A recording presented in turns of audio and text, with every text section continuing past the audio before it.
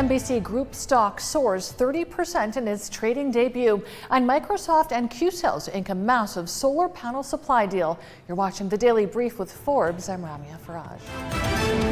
Saudi's MBC Group saw a 30% surge in its share price to $8.67 during its market debut today, following an IPO that raised $222 million. The institutional book-building process generated an order book of $14.5 billion, about 66 times oversubscribed.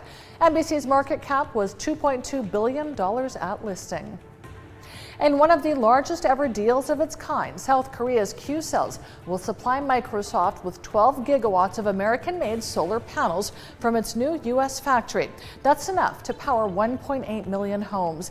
They'll help Microsoft power its operations with 100% renewable energy by 2025. U.S. chipmaker NVIDIA plans to begin mass production in Q2 of an AI chip designed for China that complies with U.S. export rules. It's the most powerful of 3 China-focused chips NVIDIA developed to meet American restrictions. It was originally scheduled for launch last November, but that plan was delayed. Shell has flagged impairment charges of $2.5 to $4.5 billion for Q4, mainly related to the Singapore refining and chemicals hub that it's looking to sell.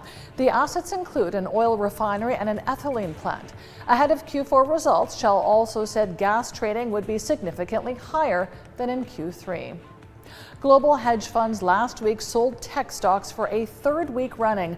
Goldman Sachs says managers chased falls in the S&P 500.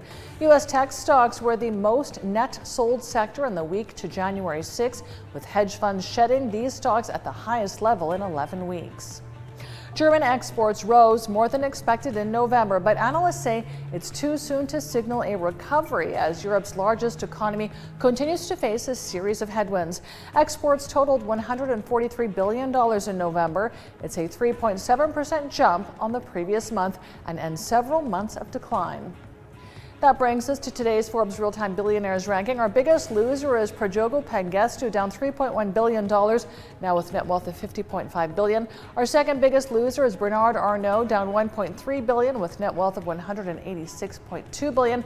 And our third place loser is Mukesh Ambani, down $746 million, with net wealth of $100.2 billion. And United Launch Alliance's new Vulcan rocket has successfully launched the Peregrine lunar lander. It's the first American attempt to put a lander on the moon in over 50 years. The launch from Cape Canaveral, Florida early this morning comes amid a reignited global race to explore the lunar surface. I'm Ramia Faraj. This is the Daily Brief. Thanks for watching. See you tomorrow.